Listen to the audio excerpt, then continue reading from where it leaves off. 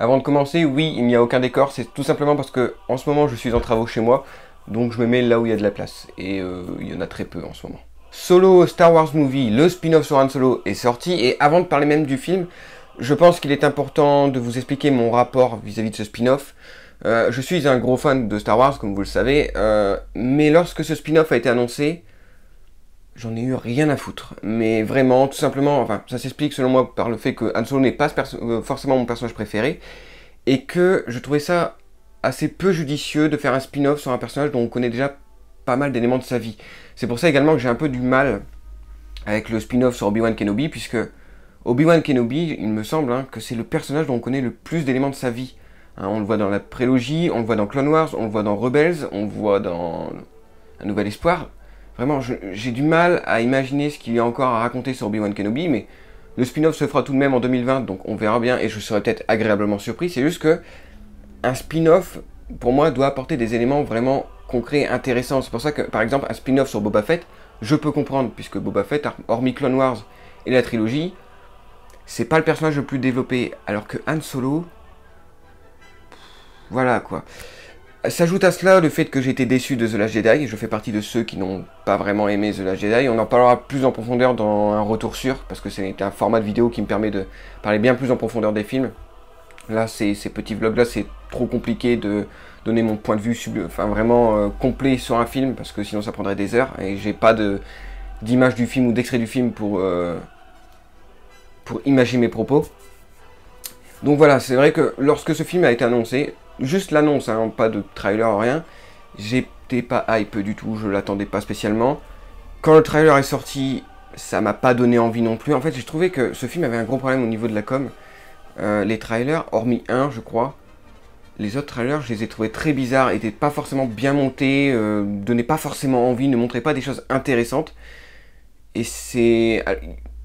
Je sais pas pourquoi, parce qu'à la base, Disney, quand même, les trailers, on peut se dire ce qu'on veut, mais que ce soit Marvel ou même Star Wars, ils savent faire des trailers. Et là, j'ai trouvé que Han Solo, vraiment, au niveau de la com, c'est comme s'ils voulaient pas spécialement le vendre. Bon. Le fait est également que ce film a une production ultra compliquée, puisque Disney a eu la riche idée de virer les réalisateurs de base, qui étaient ceux qui avaient réalisé La Grande Aventure Lego, alors que le film était fini à 70-80%, de ce que j'ai compris. Donc 70-80% du film a été retourné ensuite par Ron Howard, je crois, qui s'appelle, qui est un réalisateur que je ne connais pas spécialement, en tout cas de tête, le nom ne me dit rien.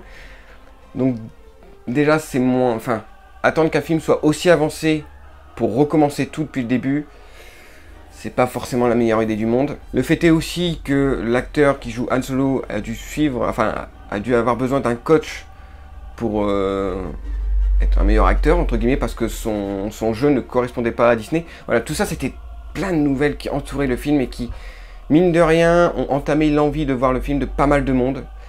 Bon, moi, en l'occurrence, j'en attendais rien, donc voilà. Là, le film est sorti, et j'ai quand même regardé 2-3 critiques avant de faire cette vidéo, à droite à gauche, et bon, bah, sans surprise, il y a ceux qui détestent, et ceux qui adorent.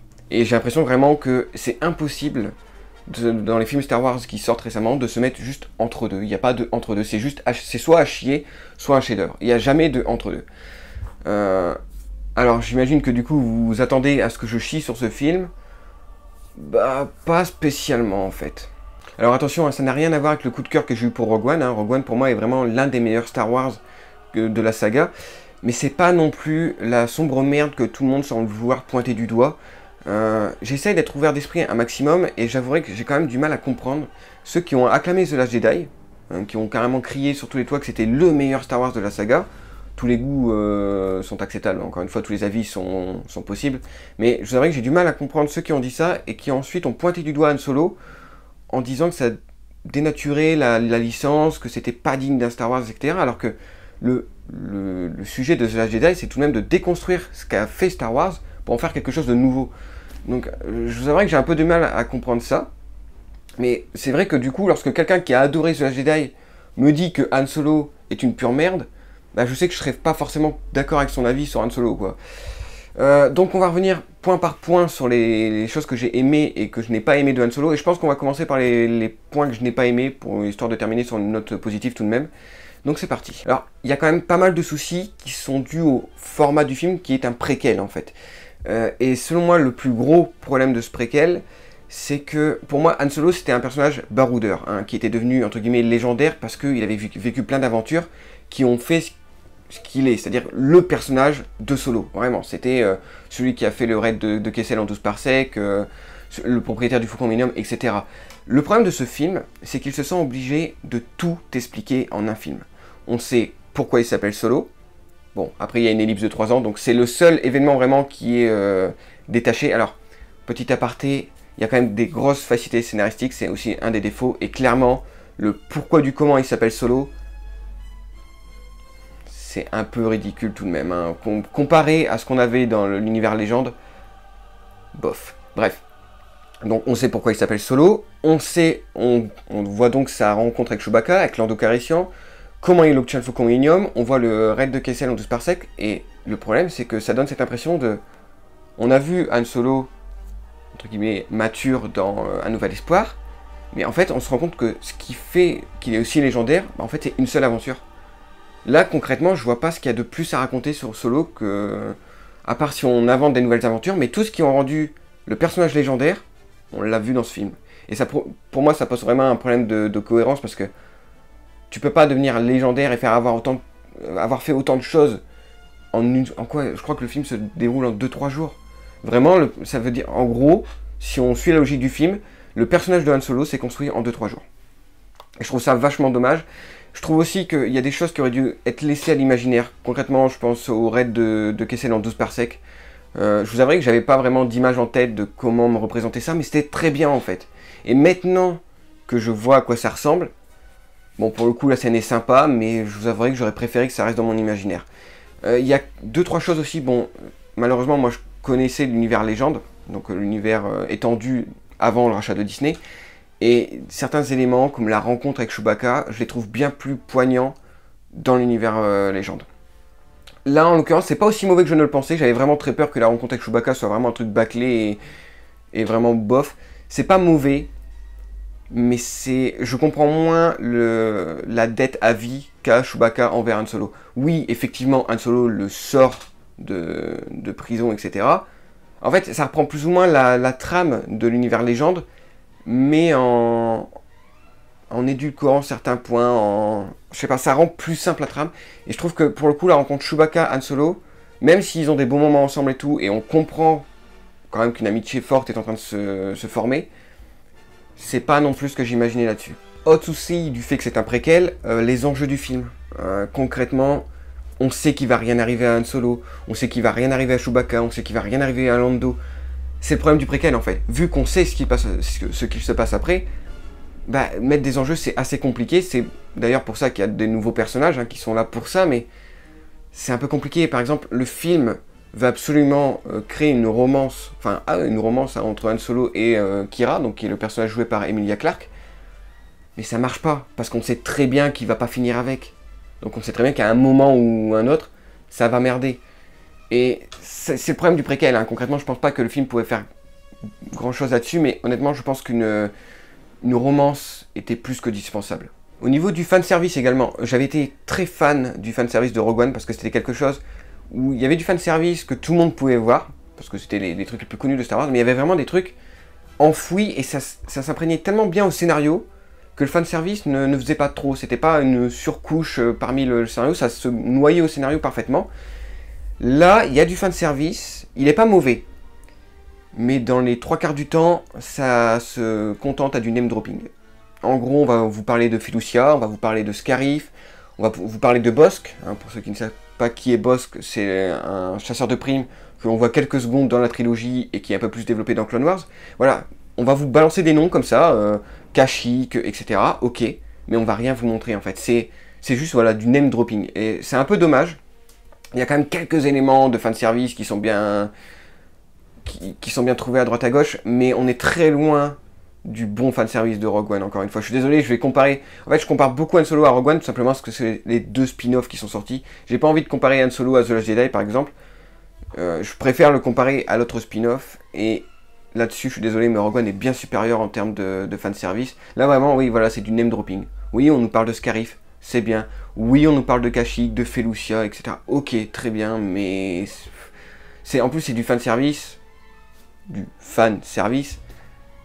un peu léger, parce que concrètement, ceux qui ne suivent pas à peu près la saga, Felucia, je crois même pas que dans les films, on prononce le nom de la planète. Hein. Felucia, c'était une planète qu'on voit quelques secondes pendant l'ordre 66 de la Revanche des Sith. Donc, Bossk, pareil, concrètement, si vous n'avez vu que les films, Bossk, vous savez pas qui c'est, quoi. Donc, c'est moyen. Ceci étant dit, il y a une scène, fan service, qui m'a donné des frissons. Le problème, c'est que je peux pas en parler là, parce que pour moi, ça ne spoile pas, mais tout le monde la considère comme un gros spoiler, donc j'en parlerai en fin de vidéo. Il y a une scène qui m'a effectivement donné des frissons, le problème c'est qu'elle n'a pas attrait, enfin elle ne concerne pas Han Solo. Ce qui est un peu dommage dans le film Han Solo quand même, mais on en parlera ensuite.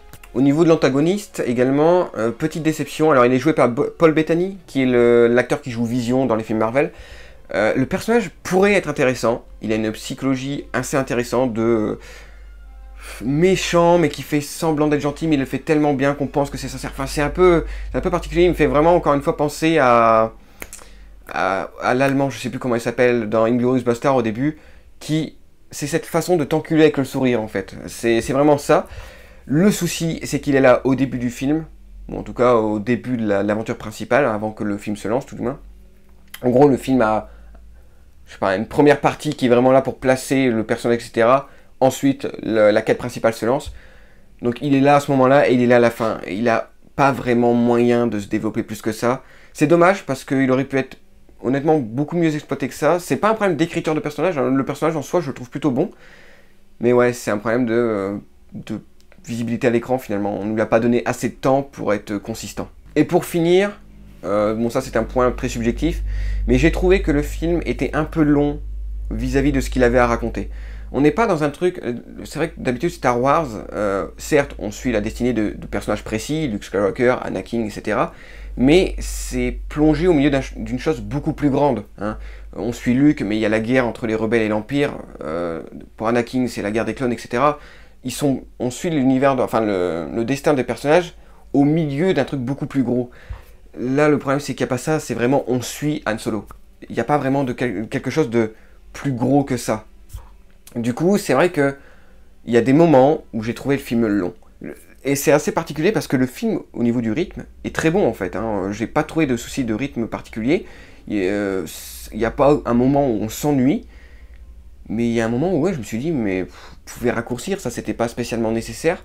Alors, est-ce que le film dure, je crois qu'il dure 2 heures, hein, si je dis pas de bêtises, juste parce qu'un Star Wars doit durer 2 heures, ou est-ce que vraiment c'était nécessaire qu'il dure 2 heures? Je sais pas, moi je trouvais ça un peu long, je pense que 1h30 pour nous raconter l'histoire de Solo, ça aurait pu largement suffire. Mais comme je l'ai dit, ce n'est pas non plus une pure merde ce film, donc il n'y a pas que des points négatifs. Par exemple, je trouve, et c'était quand même un gros risque, que les acteurs s'en sortent très bien, notamment l'acteur qui joue Han Solo, donc Eden Ehrenreich, je crois que ça se prononce comme ça, bon, il a un nom un peu compliqué, bref. C'était pas gagné de prendre la succession d'Harrison Ford. Je dis pas qu'il est aussi bon qu'Harrison Ford, mais il y a au bout d'un moment, donc il faut le temps de s'habituer au personnage forcément, mais je dirais que à moitié du film, je ne voyais plus Eden Ehrenreich, Eden, on va l'appeler comme ça, hein, c'est bon. Je ne voyais plus l'acteur, je voyais vraiment Han Solo. Donc ce qui me fait dire que finalement l'acteur est vraiment pas mauvais. Les autres acteurs sont plutôt bons en même temps, ils n'ont pas pris n'importe qui, hein. On a du Woody Harrelson, le grand Woody Harrelson, bon, qui encore une fois n'a pas un rôle vraiment très très bien exploité, mais voilà, Woody Harrelson joue super bien. Emilia Clarke, donc on a pu voir dans Game of Thrones par exemple, Paul Bettany en méchant, enfin voilà, ils prennent pas n'importe qui en acteur, hein. C'est un peu comme les films Marvel, voilà, on peut, même si on n'aime pas les films, on peut difficilement à chaque fois critiquer le jeu des acteurs parce que il est plutôt bon. Là vraiment le gros souci qu'il aurait pu avoir, c'est au niveau de l'acteur qui remplace Harrison Ford. Moi je trouve que ça passe plutôt bien. Alors, les plus nostalgiques, ou vraiment ceux qui sont à fond dans Harrison Ford, trouveront que non, c'est une catastrophe. Moi, je trouve qu'honnêtement, non, ça aurait pu être bien pire. Et il s'en sort très bien. Moi, j'avais très peur lorsque j'ai entendu parler de cette histoire de coach parce que vraiment, son niveau d'acteur convenait pas à Disney. J'ai fait, oh putain, ça va être terrible. Et finalement, non, moi, je trouve qu'il s'en sort très bien. Donc là-dessus, déjà, premier point positif, moi, c'est vraiment un point sur lequel j'avais très peur. Hein. Globalement, c'est bien réalisé. Alors, surtout sur les scènes de vaisseau, je trouve, il y a quand même quelques scènes un peu brouillonnes qui font très trop de CGI en fait, et pourtant je pense rarement ça, mais il y a vraiment des scènes où il y a un peu trop de CGI je trouve, mais il y a vraiment des scènes sympas. La scène du train est vraiment cool, la scène de course-poursuite en speeder au début est vraiment cool, elle rappelle un peu le début de Star Wars Rebels, mais vraiment pour le coup c'est vraiment bien filmé, et il y a des plans sympas, il y a vraiment des plans qui restent en tête, donc je trouve ça globalement bien réalisé. Et encore une fois, c'était pas gagné, puisque je vous rappelle que le film a changé de réalisateur alors qu'il était fini et plus de la moitié, quoi. Donc il y aurait pu avoir un gros souci de cohérence entre les plans, et je trouve que non. On voit pas quel plan a été fait par les anciens réalisateurs et quel plan a été fait par le nouveau. Donc, encore une fois, bonne chose. Certains nouveaux personnages sont intéressants. Je pense au premier équipage que rejoint Anne. Bon, malheureusement, cet équipage-là ne reste pas tout le long du film, mais j'aimais bien cet équipage-là. J'ai un peu regretté que ça ne soit pas cet équipage tout le long du film. Qu'importe. Je trouve que le personnage d'Emilia Clarke, par contre, est assez basique. Hein. Concrètement, il n'y a rien de très innovant. Le druide de Lando Calrissian est également très marrant, je trouve. Ça me fait vraiment penser, et je pense que c'est le but, hein, à tous ces extrémistes, qu'ils soient véganes, féministes, à partir du moment où tu es extrémiste de quelque chose, hein, et qui réagit à tout et n'importe quoi de manière disproportionnée, en fait, vraiment. Le souci, c'est qu'elle est un peu trop caricaturale, et que du coup, elle n'atteint pas le génie de K2SO, par exemple, dans Rogue One. Pour moi, K2SO, dans Rogue One, toutes ces répliques faisaient mouche. Là, il y a quelques fois, tu te dis, ouais, bon, c'est bon, on a compris. Voilà. Mais globalement, le druide est sympa, hein, vraiment. Et encore une fois, c'est un druide, entre guillemets, dont la personnalité n'a jamais été vue dans les films. C'est quand même incroyable, hein, que les spin-offs arrivent à nous créer des nouveaux personnages druides intéressants, et quand dans la postlogie, on nous propose juste un pseudo R2D2 qui roule, quoi. C'est... Encore une fois, à quel point la postlogie s'en fout de créer des choses nouvelles. Bref, on n'est pas là pour parler de la postlogie, mais pour le coup, le personnage du droïde est intéressant. Le personnage de Woody Harrelson est sympathique, mais encore, c'est assez cliché également. Le méchant aurait pu être cool, mais comme je l'ai dit, il n'a pas assez de temps à l'écran pour vraiment être impactant. Mais voilà, globalement, les personnages sont intéressants. Le personnage de Chewbacca, je le trouve intéressant également. Il y a des choses à propos de Chewbacca que je trouve très intéressantes. Je regrette que ça soit pas un peu plus creusé. On parle notamment du fait que les Wookiees ont été réduits en esclavage après la guerre des clones. Hein, c'est quelque chose qui était déjà dans l'univers légende à l'époque, mais qui a été repris par Disney. On voit cet aspect-là, hein, donc les Wookiees qui ont vraiment été, qui est un peuple qui a été totalement réduit à l'esclavage. C'est dommage qu'on n'appuie pas un peu plus là-dessus, parce que c'est ce qui fait de base que Han Solo et Chewbacca sont vraiment proches. Mais voilà, il y a quand même 2-3 bonnes scènes à ce sujet-là, et Chewbacca, pour le coup, est bien exploité, parce que Chewbacca, c'est l'un de mes plus gros regrets en ce qui concerne la postlogie, parce que la postlogie massacre le personnage de Chewbacca. Vraiment, on en parlera, mais Chewbacca n'existe plus dans la postlogie. Vraiment, il est juste là, bon bah voilà, on vous a mis Chewbacca, mais il ne sert à rien. Là, pour le coup, on retrouve vraiment le Chewbacca qu'on aime bien. Donc je trouve ça cool. Donc avant de vous parler de la fameuse scène qui pourrait être spoiler, je vais vous donner mon avis final sur le film. C'est sympathique. En fait, c'est peut-être le problème de ce film, c'est qu'il est basique, mais il est d'un basique. Il n'est pas mauvais, c'est un film d'aventure en fait. Le problème c'est que c'est peut-être là où ça bloque avec certaines personnes, c'est que ça fait un peu mal de se dire qu'un film Star Wars est juste basique. Concrètement, quand je suis sorti de la salle, j'étais pas mécontent. J'avais pas envie de le revoir non plus, quoi. C'était sympathique. Voilà, c'était un petit film de SF qui se laisse regarder, qui est cool, mais voilà, c'est pas le truc... C'est pas du grand Star Wars non plus, quoi. Mais, encore une fois, c'est pas la bouse que tout le monde semble vouloir pointer du doigt, et j'arrive pas à comprendre pourquoi ce film a autant de haine envers lui, et que The Last Jedi s'en est quand même pas mal tiré. Vraiment, j'ai du mal à comprendre. En fait, le truc aussi, c'est que Han Solo, même Disney, hein, l'a un peu sacrifié. En fait, Disney, il y a eu des fuites, alors je ne sais pas si c'est vrai ou pas, mais il y a eu des fuites comme quoi Disney savait que Han Solo serait un échec.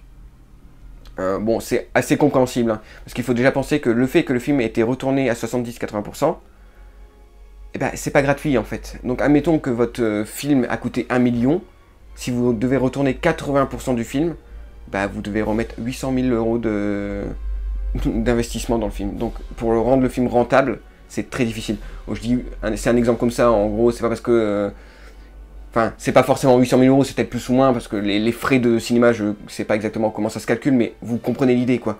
Retourner autant d'un film alors que tout avait été fait, enfin plus de la moitié, c'est une catastrophe au niveau financier, vraiment, quoi. Donc je pense que c'est pour ça également que Disney a considéré que savait que ça allait être un échec. Il y a la période où il sort également, faut pas oublier que la concurrence est rude ces derniers temps.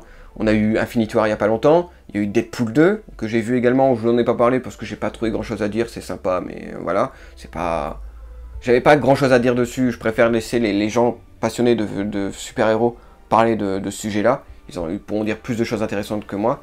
Il y a Jurassic World 2 qui sort bientôt, vraiment il sort entre des gros blockbusters en fait, et c'est con mais Jurassic World 2, on en dit ce qu'on veut, le 1 était pas parfait, clairement pas, mais il était correct, et les Jurassic World 2 c'est plus attendu qu'un film sur Han Solo. Infinity War c'était 100 fois plus attendu qu'un film sur Han Solo. Pareil pour Deadpool, en fait il est sorti entre des gros films qui étaient plus attendus que lui. C'est tout. Alors oui, je peux comprendre que par contre, ça peut énerver peut-être des gens qui adorent Han Solo et qui ont attendu ce film, je peux comprendre également, il n'y a pas de souci. Moi je sais que Han Solo c'était pas spécialement mon personnage préféré et que en plus, en fait faire un film sur un personnage dont on connaît déjà autant de choses, et ça s'est vérifié par ce film, c'était pas forcément judicieux. D'ailleurs, j'en reviens juste sur un petit point, je vous ai dit le souci de cohérence du fait que tout ce qui fait Han Solo a été raconté dans ce film, donc le raid de Kessel en 12 parsecs, le Faucon Millenium, etc. Et je trouve ça un peu débile parce que leur projet c'était de faire une trilogie. Alors pourquoi ne pas avoir étalé tous ces événements sur les 3 films? Pourquoi avoir vraiment voulu tout caser dans le même film? C'est pas logique en fait. C'est vraiment pas logique. Bon, ceci étant dit, la trilogie devait se faire si le film fonctionnait, et il y avait quelque chose qui a été dit dans les critiques que j'ai vues, et qui s'est vérifié, c'est que les salles étaient très très peu remplies. Et effectivement, j'ai été au cinéma le dimanche, donc 4 jours après sa sortie, on devait être une vingtaine. J'ai jamais vu un cinéma aussi vide pour un film Star Wars. Donc ça peut s'expliquer par deux choses. Soit comme moi, les gens n'étaient pas spécialement intéressés par Han Solo, ce qui est compréhensible, ou alors le bouche à oreille négatif fait que les gens ne vont pas le voir, ça aussi c'est possible, soit, et c'est une autre hypothèse, et que j'avais soupçonné dès le relancement de Star Wars, et lorsqu'on a connu le rythme de sortie des films, peut-être qu'à trop pomper la saga, il y a plus ce côté magique. Je vais prendre un parallèle avec les jeux vidéo pour le coup. Pourquoi les gens attendent plus un The Elder Scrolls, GTA V ou Red Dead Redemption 2 qu'un Call of ou un Battlefield? Parce que ces jeux-là, The Elder Scrolls, etc., sortent tous les 4, 5, 6 ans. C'est un événement quand un jeu comme ça sort. Alors qu'un Call of Duty, un Battlefield, on en a un par an. C'est plus un événement, c'est le rendez-vous quotidien chaque année. Et je pense qu'avec les films, c'est pareil. Un film Star Wars, avant, c'était un événement. Quand le Réveil de la Force est sorti, c'était le gros événement. C'était le Star Wars depuis... le premier Star Wars depuis La Revanche des Sith, qui est sorti 2005 ou 2007, je ne sais plus, dans ces eaux-là. C'était vraiment lointain, le dernier Star Wars au cinéma. Donc vraiment, il y a eu un événement, un engouement au niveau de ça. Le problème, c'est que là, depuis qu'ils ont relancé, on a eu 4 Star Wars au cinéma. Et qu'en plus... Han Solo sort en mai. À la base, tous les Star Wars étaient censés sortir en mai, mais ils ont toujours pris du retard, donc ils sont sortis en décembre. Mais du coup, il y a quoi? Il y a 6-7 mois entre le The Last Jedi et Han Solo. Ça fait trop de Star Wars d'un coup. On peut se permettre ça avec Marvel. Je pense qu'on peut vraiment se permettre ça avec l'univers Marvel, mais avec Star Wars, ça ne marchera pas. Pourtant, vous pouvez me dire, oui, il y a plein de choses à raconter dans Star Wars et tout, plein de choses différentes. Mais pour moi, Star Wars, c'est une licence qui a besoin de respirer un peu. Pourquoi pas 2 ans entre les films? Moi aussi, de base, je suis un fan de Star Wars qui veut plus de Star Wars, mais je veux de la qualité dans Star Wars. Je veux pas juste qu'on me balance des Star Wars comme ça, à l'appel, et que sur 10 Star Wars balancés, il n'y en ait que 2 qui vaillent le coup, quoi. Moi, je veux vraiment que sur 10 films Star Wars, les 10 films soient bons, ou qu'il y ait des bonnes choses à prendre des 10 films. Et là, c'est un peu dommage. Donc voilà, Han Solo, c'est pas une grosse bouse. Clairement pas, ça mérite pas la haine qui lui est destiné. Il y a encore une polémique, je suis désolé, à chaque fois, avant de donner mon avis final, je rebondis sur un truc, mais putain, la polémique comme quoi Lando Calrissian est pansexuel, mais qu'est-ce qu'on s'en branle? Je crois que c'est un truc que je parlerai dans une prochaine vidéo, parce qu'il y a encore une polémique autour de Battlefield 5. J'ai l'impression que les gens maintenant, depuis qu'il y a les réseaux sociaux et tout, ils adorent polémiquer sur tout et n'importe quoi. Franchement, Lando Calrissian, pansexuel ou pas, on n'en a rien à foutre. Et ça ne nuit pas à la qualité du film ou pas, on s'en fout. Franchement, ça n'a rien à voir avec la qualité du film. Bref. Donc voilà, Han Solo, si vous êtes un gros fan de Star Wars, je vous conseille d'aller le voir tout de même, de vous faire votre propre avis. En revanche, si vous survolez la saga comme ça, si vous regardez vraiment que les films principaux, je pense pas que ça soit impératif de voir ce film, clairement pas. C'est sympathique, c'est basique. Voilà, c'est un film de science-fiction correct, sans plus. On va donc parler maintenant de la scène que j'ai adorée, hein, qui peut être considérée comme un spoiler. Donc effectivement, si vous n'avez pas vu le film, quittez la vidéo. Moi je considère pas ça comme un gros spoiler, surtout que j'ai parlé que d'un des personnages sur les deux qui sont concernés. Mais effectivement c'est une belle surprise dans le film, donc préservez-la, et si vous voulez vraiment garder la surprise, quittez la vidéo. De toute façon je vous ai donné mon avis sur le film. En revanche, pour ceux qui ont vu le film, ou qui s'en foutent, hein, de toute façon, parce que ça n'a pas grande importance non plus, hein, vous pouvez rester et on va en parler. La fameuse scène de l'hologramme, je vous avouerai que moi, lorsque on a vu la personne contacter par hologramme quelqu'un, je pensais que ce quelqu'un c'était l'empereur. Parce qu'on en parlait dans le film, on disait que... Je sais plus comment il s'appelle, mais le méchant joué par Paul Bettany, pardon, était en relation avec l'Empire et devait des choses à l'Empire, donc vraiment... Moi, je pensais à l'empereur. Le truc, c'est que, au premier mot, je me suis dit, mais attends, c'est quoi ce doublage de merde? C'est parce que j'ai vu en VF, hein, le film. C'est pas du tout la voix de l'empereur Palpatine, c'est quoi ce doublage de merde? Puis, le dit personnage sort une phrase, et je fais, putain, mais je la connais, cette voix. Et en fait, c'est ça, la magie de la scène, c'est que, plus la phrase avançait, je me suis dit, mais non, c'est quand même pas lui. Et là, relèvement de capuche, Dark Maul, Duel of the Fate en fond, voilà. Et là, c'est cette scène où j'ai eu des frissons. Parce que vraiment, autant le film globalement est prévisible, autant putain ça, mais alors celui qui a dit qu'il l'avait vu venir est le plus gros des menteurs. Parce que vraiment je ne vois pas comment on pouvait voir venir cette scène. Et j'ai kiffé voir du Dark Maul, ne serait-ce que quelques secondes. En plus il est joué par Ray Park encore une fois, donc Ray Park c'était l'acteur cascadeur qui le jouait dans La Menace Fantôme, donc ils ont gardé le même acteur et ça pour moi c'est très important. Ne serait-ce que pour garder une bonne continuité dans les films. Même si un gros plan au niveau de son visage, mais je pense que c'est parce que c'est la vieillesse qui fait ça, c'est cohérent, ça m'a paru un peu, je sais pas, il y avait un truc qui me... C'est bizarre, c'est le même acteur ou pas? Mais je pense que, forcément, moi je suis habitué au Dark Maul, certes vieux, mais qu'on voit dans Rebels par exemple, donc c'est de l'image de synthèse, donc ça rend pas pareil. D'ailleurs, en parlant de Rebels, il a le double sabre qu'il possède dans Rebels, donc cette sorte de double sabre avec une sorte de griffe comme ça. Donc j'ai trouvé le clin d'œil sympa. Bon, il y a un truc un petit peu incompréhensible, c'est le moment où il fait mumuse avec son sabre. Je veux dire, ils sont tranquillement en train de parler.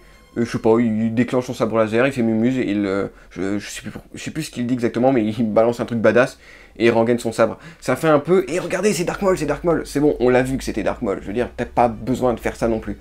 Mais la scène, oh putain, je crois que j'ai mis ouais, bien 5 minutes à m'en remettre, quoi. Pourtant, la scène dure pas longtemps, hein, elle doit durer même pas une minute. Mais j'étais tellement pas prêt à voir du Dark Maul. Alors ça veut dire plusieurs choses. Soit, si les prochains films Solo se font, ça pourrait être un antagoniste de la trilogie Solo. Soit, possiblement, un spin-off sur le personnage ou sa présence dans le spin-off sur Kenobi. Sa présence dans le spin-off de Kenobi, ça ferait un peu bizarre. Même après, il faut voir de quoi parle le spin-off sur Kenobi. Parce que, effectivement, Dark Maul recroise Obi-Wan. Il le voit dans Clone Wars. Donc quand ils sont encore assez jeunes, et la dernière confrontation entre Obi-Wan et Dark Maul, c'est dans Rebels, sur Tatooine. Mais pourquoi pas? Mais c'est vrai que c'est pas grand chose, hein. Mais purée, j'étais tellement pas prêt. Et c'est peut-être le meilleur truc fanservice. Avec Duel of the Fate en fond, et en plus c'est con, mais la musique de ce film est très peu marquante finalement. C'était déjà un peu le cas de Rogue One, même si dans Rogue One il y avait quelques bons morceaux. Voilà, les spin-offs sont généralement en termes de musique moins marqués que les opus de base. Mais, et du coup, Duel of the Fate, pardon, bah, parmi ces musiques un peu plates, hein, un peu fonctionnelles, sortir du Duel of the Fate d'un coup comme ça, je fais, oh, mon dieu, c'est beau, c'est beau. Et pour le coup, ça avait ravivé mon intérêt pour le film. Ce qui est dommage, c'est que ça arrive plus ou moins à la fin. Mais vraiment, ouais, j'ai vraiment apprécié cette scène. C'était juste pour dire ça, hein. J'ai pas grand chose à dire de plus sur la scène, mais avouez que ceux qui ont vu le film et qui sont fans de Star Wars, je pense qu'on est nombreux à avoir adoré cette scène. Pourtant, c'est vraiment pas grand chose. Mais voilà. C'est peut-être la seule fois où vraiment le film m'a surpris, ce qui est un peu dommage, hein, mais c'est peut-être la seule fois où il m'a surpris. Il m'a bien surpris. Vraiment, j'étais vraiment pas prêt. Autant je m'attendais à avoir du Boba Fett, qui n'est pas là. Autant Dark Maul, j'étais vraiment pas. Je m'y attendais vraiment pas. Donc voilà, c'était mon avis sur Solo Star Wars Movie, qui n'est pas le pire des Star Wars, qui n'est pas celui qui restera dans les mémoires non plus, malheureusement. C'est une aventure sympathique, qui est appréciable, mais qui est également oubliable. Voilà, je pense que c'est ça, ce qui est la phrase qui va clôturer sur mon avis. Donc voilà, je vous dis salut à tous, à la prochaine.